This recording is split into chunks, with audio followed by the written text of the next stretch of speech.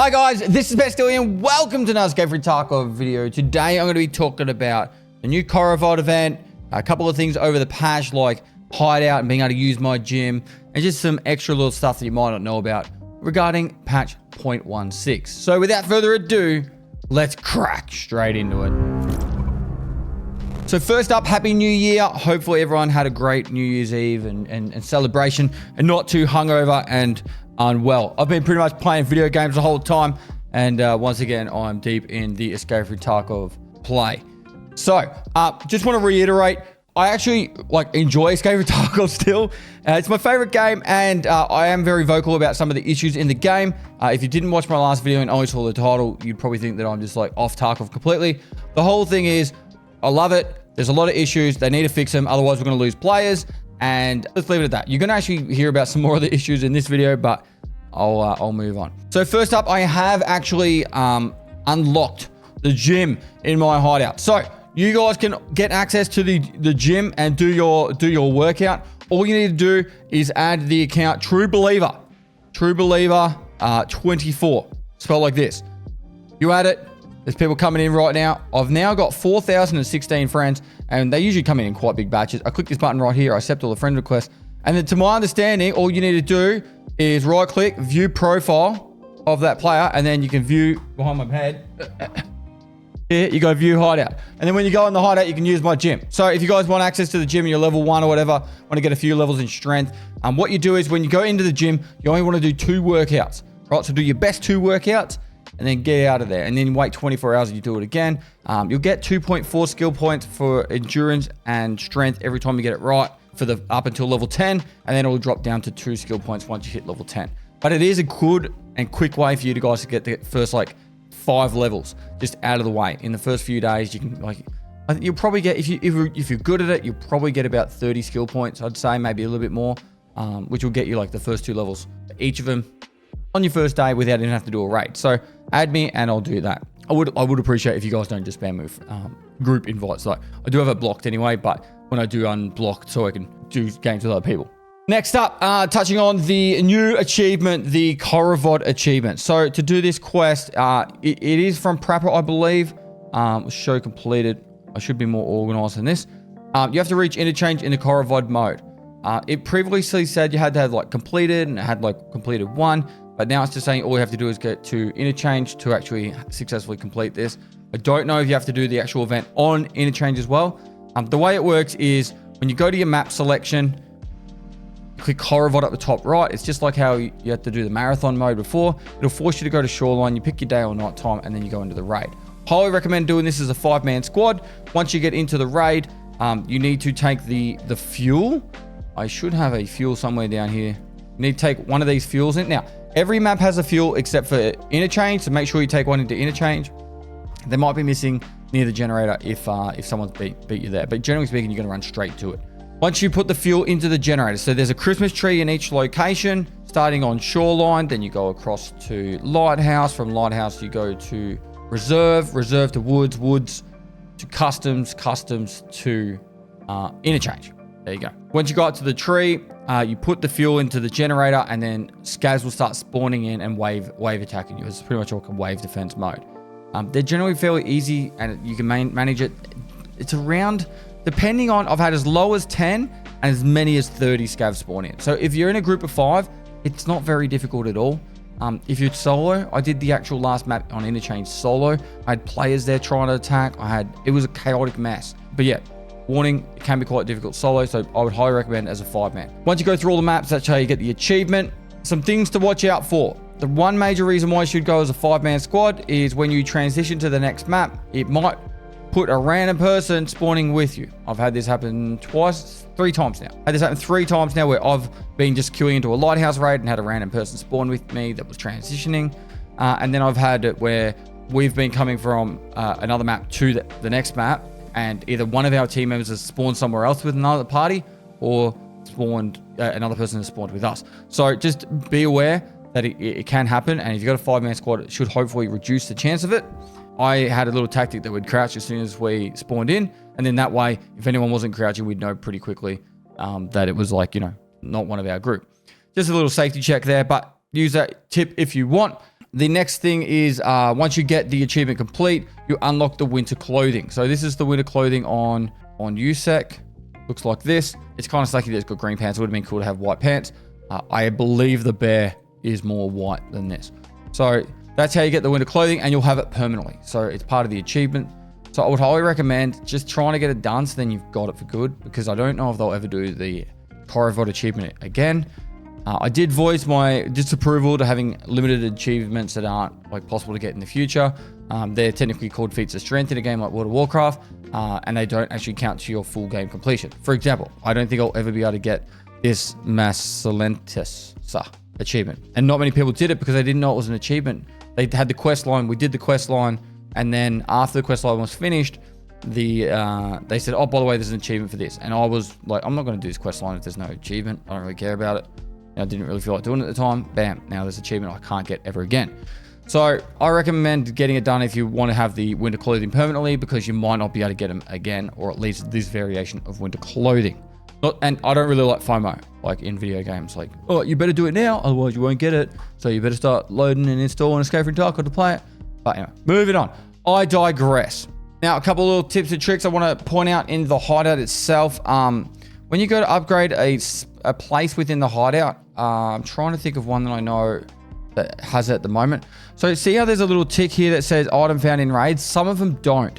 So it's water collector level 2 does not need found in raid tool sets. So just note that you could actually do a barter trade or dive in your bum and you'll be able to do the upgrade.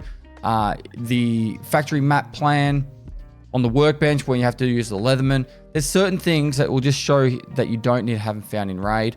And also don't be afraid to check out, there's actual crafts you can do for certain items to make them found in raid. So if you're after caps to like, upgrade the hideout or whatever, you can actually just, get a power supply out and then do it that way. So there are ways you can craft to actually get stuff found in raid without having to worry about all that kind of stuff.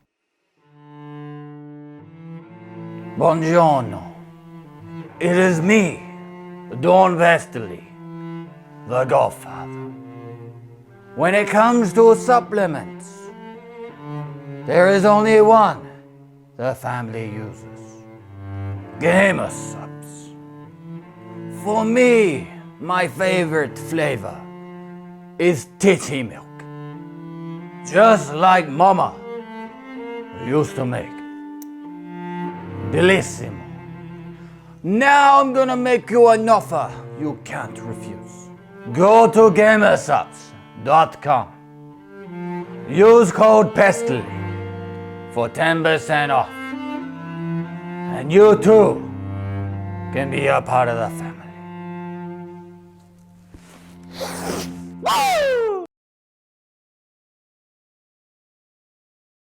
Next up, with my progression, I've been playing a fair bit over the last week, but I'm probably going to go back to doing a fair bit of variety, and I'm going to post some other videos up on this channel. The one thing that's pretty much drawing me away from wanting to play the game heaps and try and get to the capper quickly is the fact that boss spawn rates right now are 5%.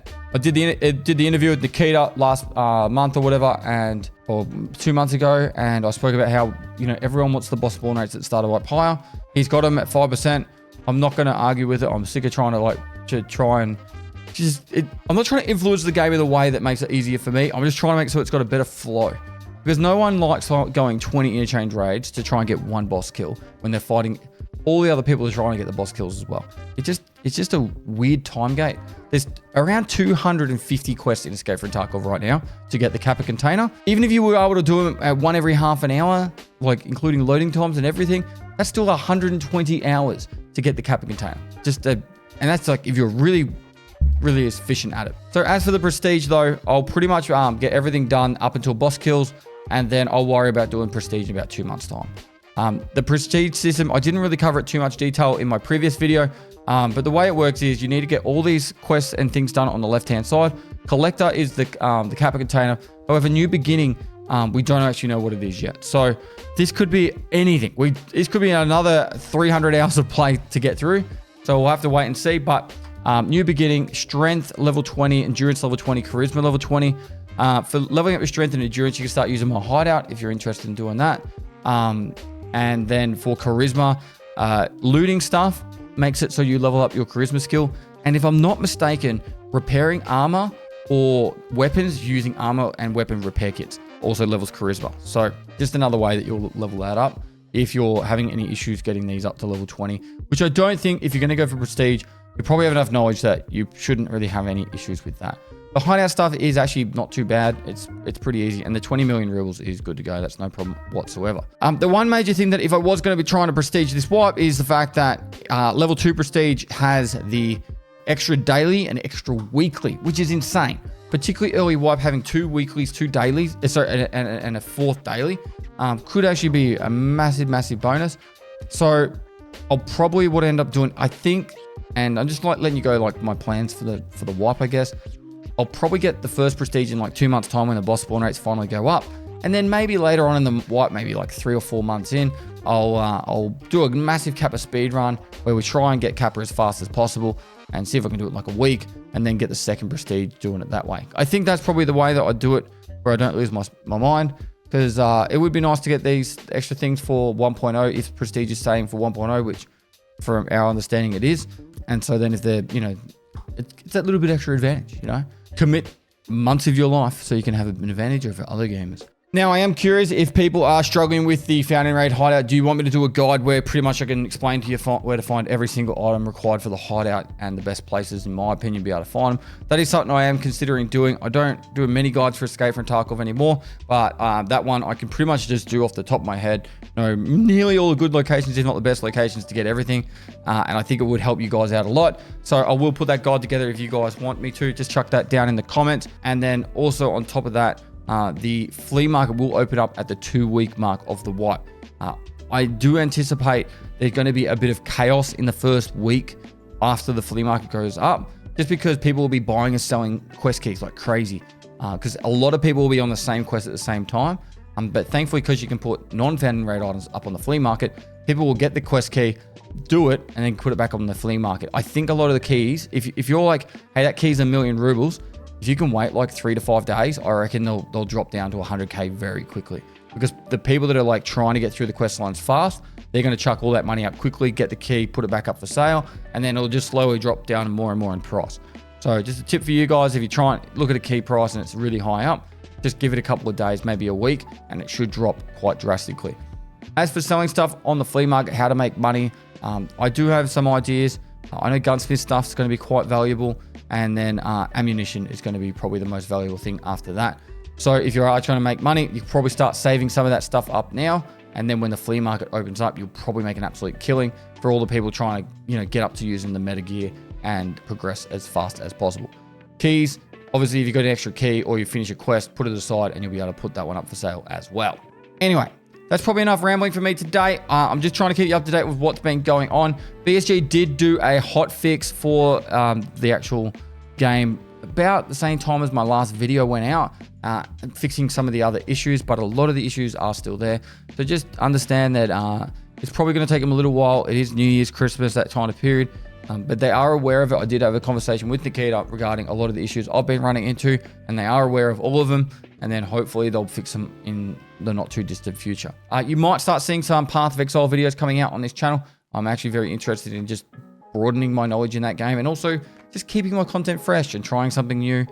So this year you will see some Path of Exile 2 content coming out, and I'm very excited. I've been doing really well. I've actually missed it. I've had a week off, and I'm pretty craving to get back into there and have a blast. So I'll finish this video up here. Like and comment for the YouTube algorithm. Go to gamersupps.gg/Pestily. Check out the Pestily Antidotes new Gamersupps flavor. Make sure you use code Pestily for 10% off, and so I can get paid. And like, comment, subscribe, all that good stuff.